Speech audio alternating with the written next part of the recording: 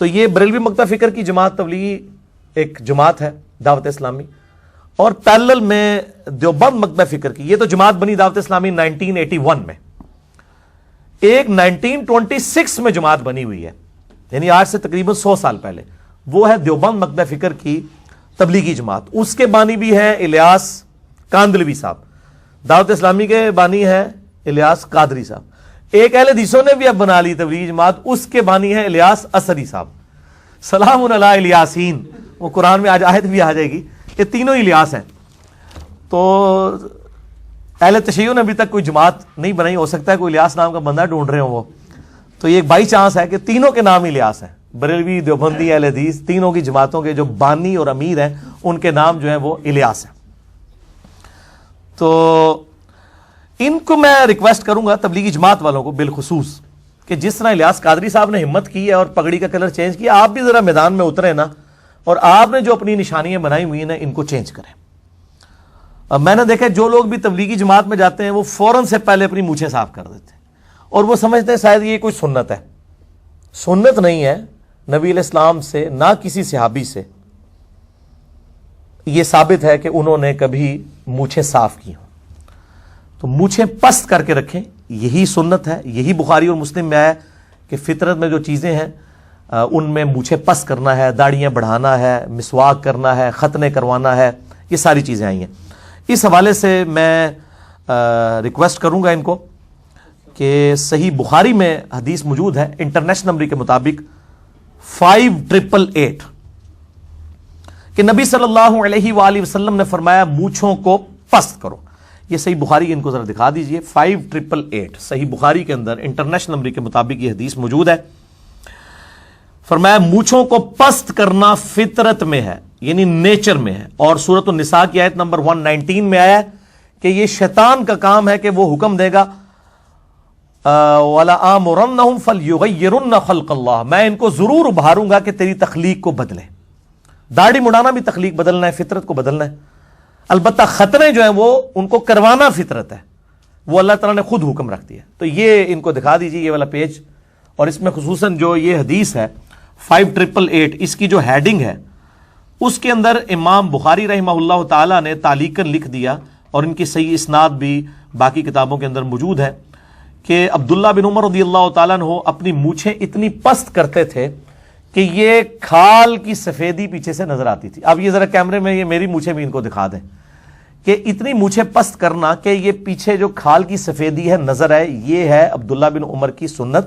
اور عبداللہ بن عمر مونچھیں پست کرنے والی حدیث کے چونکہ راوی ہیں، تو راوی حدیث اپنے عمل سے بتا رہا ہے کہ پست کرنے کا مطلب مونڈنا نہیں ہے، بلکہ اتنی چھوٹی کرنا کہ کھال کی سفیدی نظر آئے، ورنہ تو وہ کہہ دیتے مونڈنا۔ اور میرا چیلنج ہے کہ دنیا کی کسی حدیث کی کتاب میں مونچھیں مونڈنے کا ذکر نہیں ہے، کسی صحابی سے ثابت نہیں ہے مونچھیں مونڈنا، بلکہ اس کے اپوزٹ چیز موجود ہے۔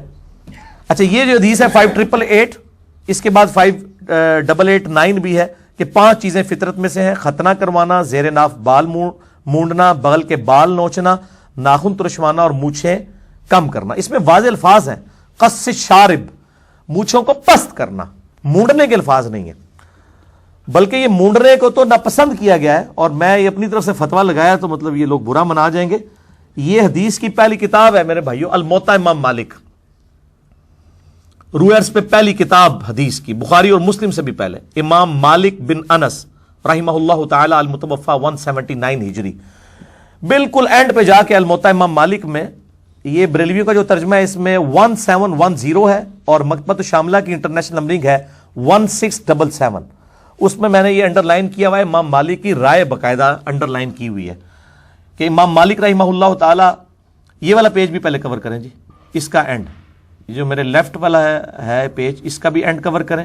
وہ باقاعدہ یہی بخاری والی حدیث لے کے حضرت ابو ہریرہ سے کہ 5 چیزیں فطرت میں ہیں، جو بخاری میں 5889 ہے، اور اس کے بعد یہ والی جو حدیث ہے جو میں نے انڈر لائن کی ہوئی ہے، اس کے اندر امام مالک رحمہ اللہ تعالیٰ نے باقاعدہ یہ لکھا ہے اسی کانٹیکسٹ میں کہ مونچھیں صرف اس قدر ترشوانا چاہیے کہ ہونٹوں کے کنارے نمایاں ہوں، یعنی یہ جو مونچھوں کے بال جو ہے نا یہ کھانے پینے کی چیزوں میں نہیں آنے چاہیے، یہ کنارہ نمایاں ہو جائے، بالکل مونڈنی نہیں چاہیے، پس ایسا کرنا مسلح ہے۔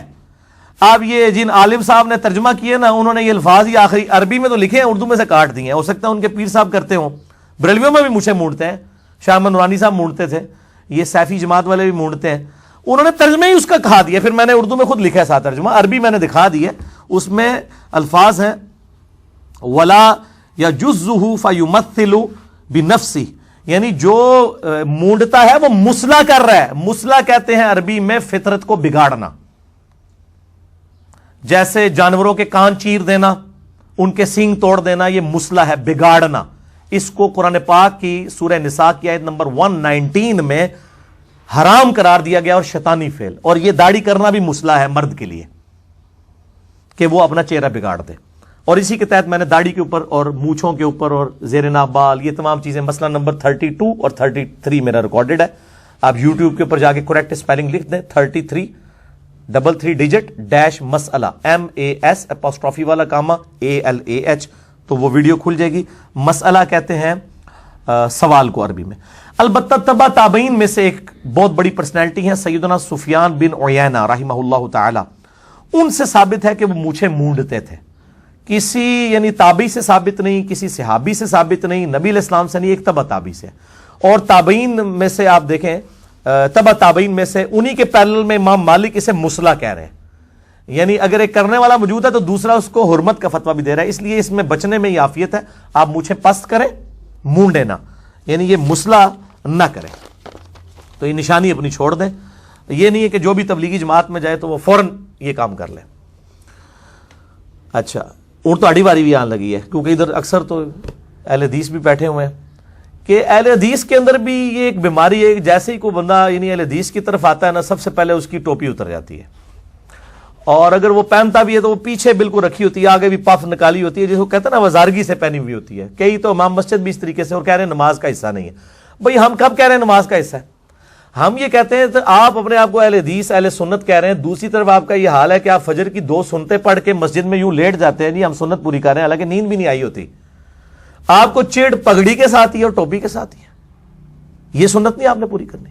اور یہ 2 مکاتب فکر میں بیماری ہے، ایک اہل حدیث میں اور ایک اہل تشیع کے اندر، کہ یہ ان کی امام جو ہے نا وہ ننگے سر نماز پڑھتی ہے. علماء پگڑی باندھ لیتے ہیں اہل تشیع کے، اہل حدیث میں بہت کم ہی ہے، زیادہ تر تو وہ سعودی رومال ہی رکھتے ہیں. جائز ہے لیکن خلاف سنت نہیں ہے، وہ سنت میں عمل کریں. وہ جائے امام کعبہ بھی نہیں کر رہا، اللہ اس کو بھی توفیق دے. تو بہرحال میں یعنی وہ ہو سکتا ہے کوئی اہل حدیثوں کی بات نہیں کی ہے.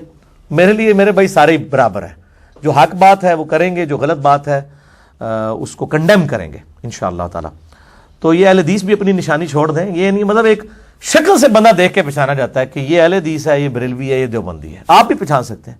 میں اگر آپ کے سامنے ایک بندہ لے ہوں جس کی مونچھیں چٹ ہوں، ایک سخت ٹوپی سفید والی پہنی ہو، آپ کہہ دیں گے یہ دیوبندی ہے. اور ایک بندہ لے ہوں جس نے گرین پگڑی پہنی ہوئی ہے، یہاں مسواک سجائی ہوئی ہے اور پیلی چپل پہنی ہوئی ہے، آپ کہہ دیں گے بریلوی ہے.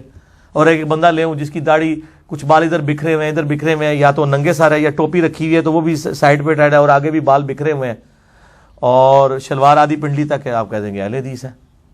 ٹھیک ہے جی. اس طریقے سے شیعہ جو ہے وہ عموماً بالکل چھوٹی چھوٹی داڑھی رکھتے ہیں، وہ گیٹ اپ سے بھی پہچانے جاتے ہیں جو ان کے یعنی مذہبی طبقہ ہے. تو یہ بڑا ظلم ہے کہ یعنی مکاتب فکر کی تفریق بھی گیٹ اپ کے ذریعے ہو رہی ہے، حالانکہ ایسا نہیں ہونا چاہیے. تو میں اس میں یعنی ان کو ہی دعوت دوں گا کہ اپنی نشانیاں جو ہے وہ ختم کریں. باقی آج چونکہ میں ایک میٹھی میٹھی باتیں کر رہا ہوں، ابھی تو میں عقیدوں کی طرف آیا ہی نہیں ہوں کہ جو ہمیں عقائد میں اختلاف ہے تبلیغی جماعت کے ساتھ یا دعوت اسلامی کے ساتھ، میں اس کو سکپ کر رہا ہوں. اس کے لیے میں ایک ہی لیکچر ان کو ریکمینڈ کروں گا. مسئلہ نمبر 71B، انڈیا اور پاکستان کے بزرگوں کی 19 گستاخانہ عبارات کا تحقیقی جائزہ، جس میں عقائد کے حوالے سے جو میری ریزرویشن ہے وہ آپ دیکھ سکتے ہیں.